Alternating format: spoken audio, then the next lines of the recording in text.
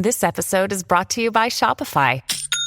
Forget the frustration of picking commerce platforms when you switch your business to Shopify, the global commerce platform that supercharges your selling wherever you sell. With Shopify, you'll harness the same intuitive features, trusted apps, and powerful analytics used by the world's leading brands. Sign up today for your $1 per month trial period at shopify.com/tech, all lowercase. That's shopify.com/tech.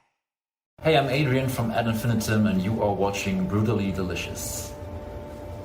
Hey, I'm Convenient from Ad Infinitum, and you're watching Brutally Delicious. 1, 2, 3, 4! The Brutally Delicious Podcast! The Brutally Delicious Podcast! The Brutally Delicious Podcast! The Brutally Delicious Podcast! 70,000 tons of metal. The original, the world's biggest heavy metal cruise. 60 bands, 4 days, 1 cruise ship, only 3,000 tickets. From Miami, Florida to Ocho Rios, Jamaica, January 30th to February 3rd, 2025. 5 days and 4 nights mingling side by side with your favorite artists in this incredible fan-friendly scenario that has no comparison. Go to 70,000tons.com and book your ticket now. What's up, everybody? I'm Dark Mason with Brutally Delicious. I am sitting here right now with Adrian and Corbinian from Ad Infinitum. Guys, how are you doing today? Hey, Mark. Hey, thanks for having us. Of course, thanks for being here. So, is this your first time in Virginia? Yes, it's actually the very first time in the US as well.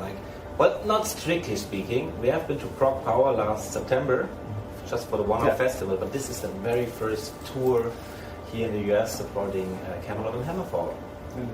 So, just curious, have you guys ever been to the U.S. on a vacation before this tour? No, not us. Yeah, it's like the biggest adventure that we are having so far. And we're all very happy that it's going so nice until now. There are just 4 more shows to go on this tour, including this one tonight in Richmond. It's only 4 left, yeah. Including tonight in Richmond. Yeah.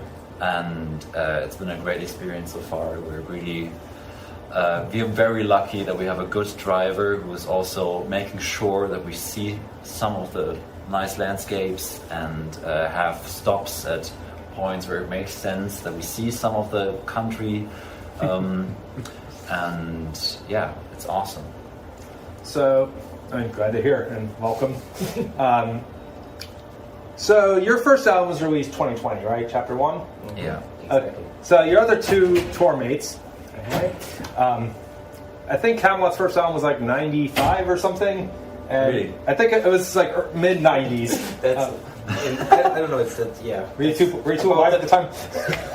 I know not me. But I was alive in '95. Yes. Wait, how old are you? I'm 27. I was born in 1996. I remember that year. Fuck you. Well, fuck you too. Dude, it's fucking great. So, Glory to the Brave by Hammerfall was 1997. Yeah. So 23 years after that is when you guys come around. How does it feel to be on tour with such big league power metal artists and only 4 years after your first album? Well, it's such an honor and such a joy to be part of this, to be able to present this band here in the US with them, with these legends, and we are so thankful that they take us on the road with them and give us the opportunity. Yeah. And on top of that, they're extremely nice people. We have great hangouts, not too many parties, but there were some parties, and we have a great time here. It's amazing. And also, the people here, the audience in the US, it's just overwhelming. So thank you everybody. This is great. To me, I'm really a big noob in what are true old metal bands. So for me, it's a first time really hearing their music.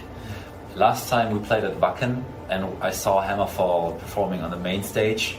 So it's super funny that we are now playing a tour with them when I saw them literally last year on the biggest stage in the world, especially for metal festivals. Yeah, it's really cool. Cool. So, just as I'm American, I'm from New York, US-based symphonic / power metal nerd. For the longest time, it was impossible to see bands come here, period. I'm talking except for Kamelot because they're based out of America. Wind Rose just came for the first time. I don't know if you're familiar with them. Sure. Yeah, exactly. Behold. Visions of Atlantis. I'm seeing like a whole lot of Euro metal bands finally make their way over here, and obviously you guys are no exception. What is nice is that you guys are on, I don't want to say younger, the newer side to show me that the scene does go on. But it seems to me like there's this rising tide of, I usually say power metal, let's just say, metal where people can sing. Symphonic, power, whatever umbrella term that is. How do you see this same wave I do? It's funny that you say it. Me personally, I haven't seen it like this. But maybe it's just because I'm newer to the industry than you are. I don't. But yeah, if you see it, yeah. But isn't it good? It's great. Yeah, personally, I wouldn't line us up as a power metal band. Yes, the first album was but we kind of evolved from that, especially with the latest single that we have with Outer Space. It's definitely more going into the motionless and white direction, and we cut all the symphonic elements out of there. Because we thought we're having a problem with the heaviness of our productions because it's too full of things that's going on, and the more elements you have here in production, it goes at the cost of the heaviness of your band, because everything has to be balanced out, there has to be space for everything, and therefore it might sound in general big, but it doesn't hit as hard, and we wanted to go more into that direction.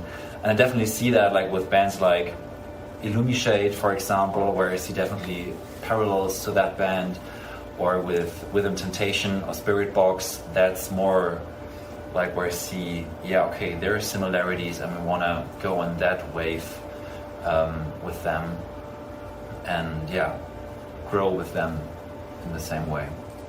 I just saw Illumishade about a month ago, so... Exactly, where are they based out of again? They're Switzerland. From Switzerland. They're Swiss. So, consider them part of the wave too, I guess. Yeah, for sure. That was the other question I was going to ask, was stylistically, so I didn't have you guys in the power metal bucket. I just said, you're on tour with two, and, originally anyway, symphonic. Is there a label you prefer for yourself? Do you just say metal? How do you... We recently started talking or describing our music as modern metal.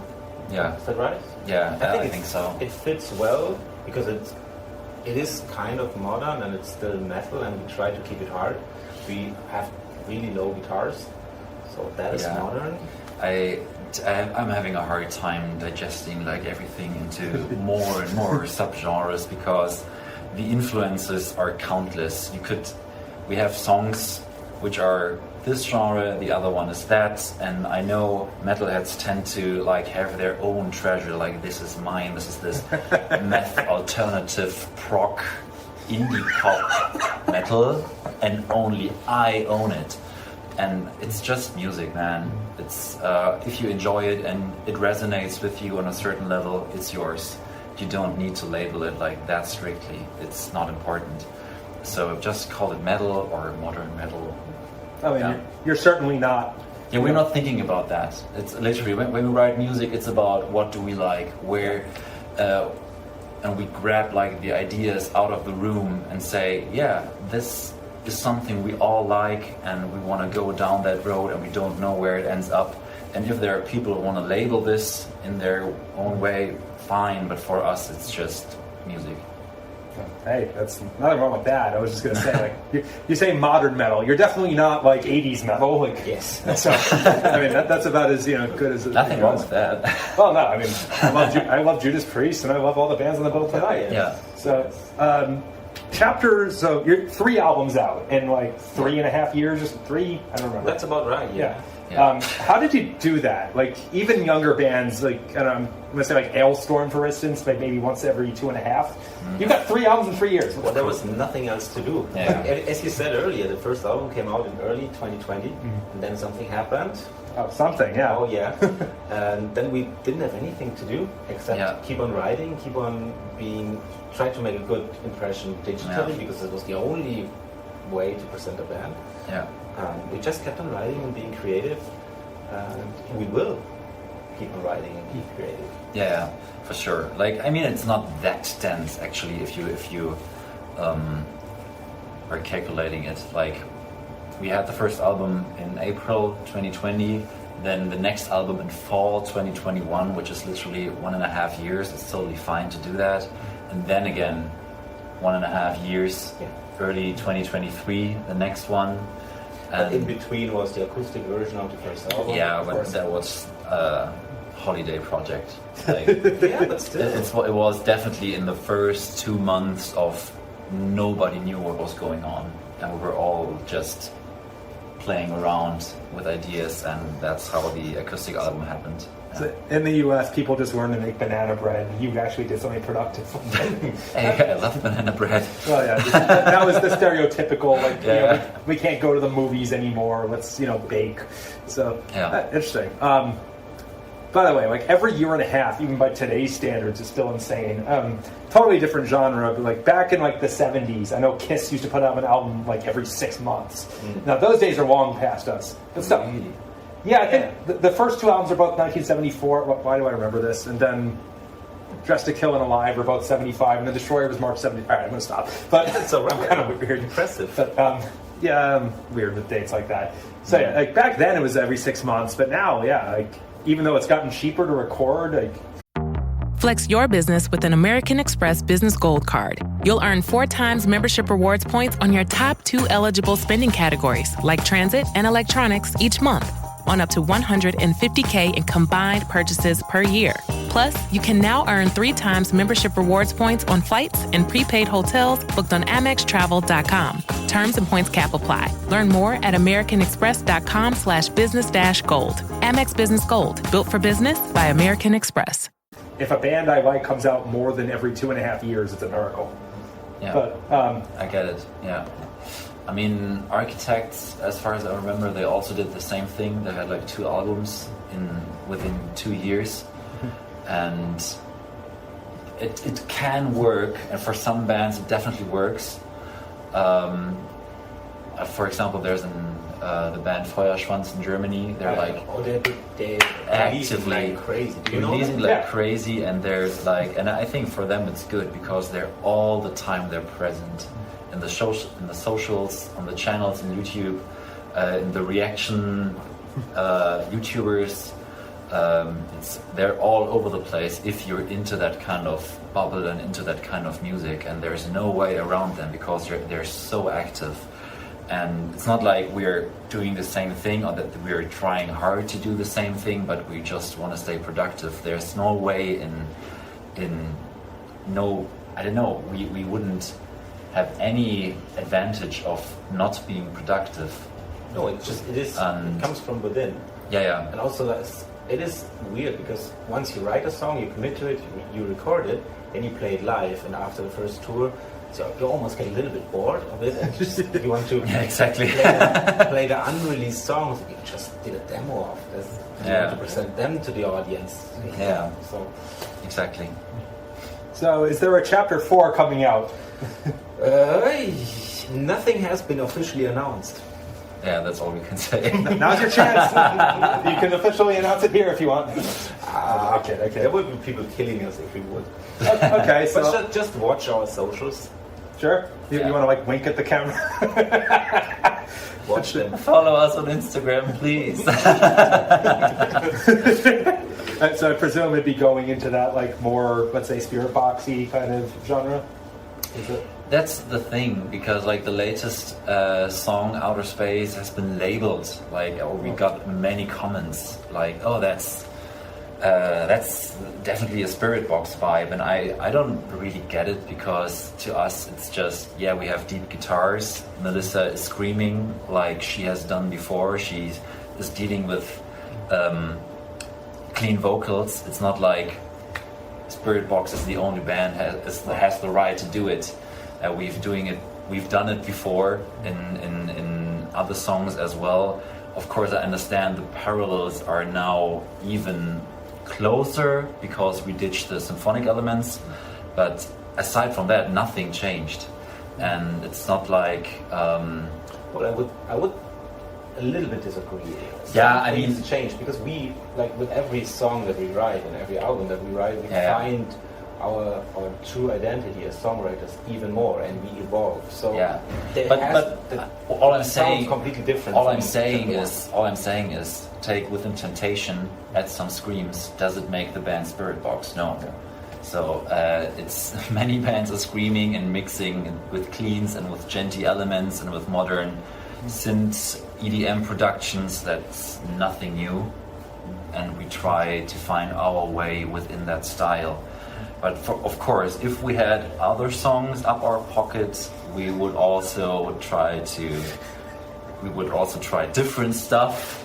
So it's not like, oh, that's Spirit Box, I bet the upcoming entire album is just like that. No, it's just if there was an album on the way, this song would be just a tiny little frame of the entire picture.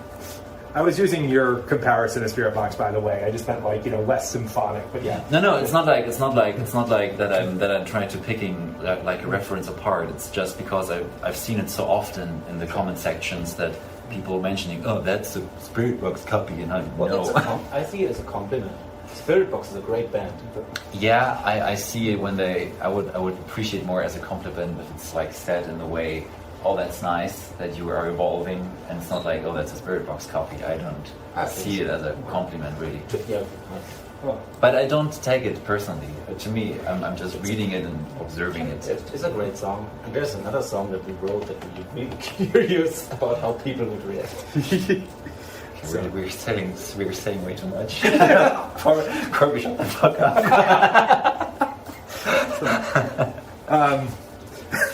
Okay, dad joke time. So Ad Infinitum abbreviates to AI, and so does everyone else's favorite modern term. Recently, Brutally Delicious, our podcast, had on Glenn Benton and asked him about his take. I don't know if you know Unleash the Archers. They recently had some controversy. I think their video was partially AI generated. Didn't know. Well, that's not a new thing, actually.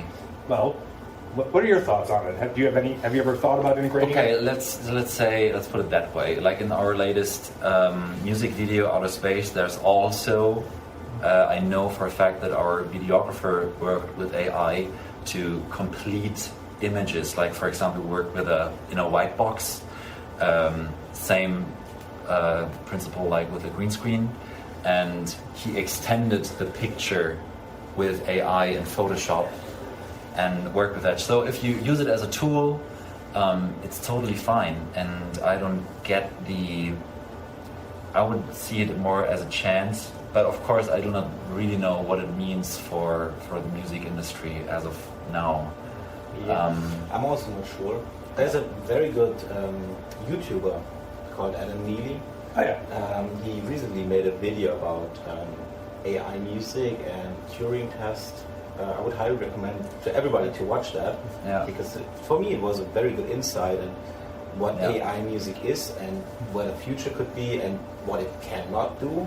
So I can recommend Adam Neely. Watch the video. I'm subscribed. I didn't even know about that one. Thank you. Adam Neely's entire channel is great, but he specifically mentioned AI music. Yeah, like if you asked me like 6 months ago what I think about the evolution within the AI industry, I was like, yeah, images, it's working, lyrics, it's working, but music, hell no, that's still a long way to go. And then recently, like I think a month ago, I saw a website.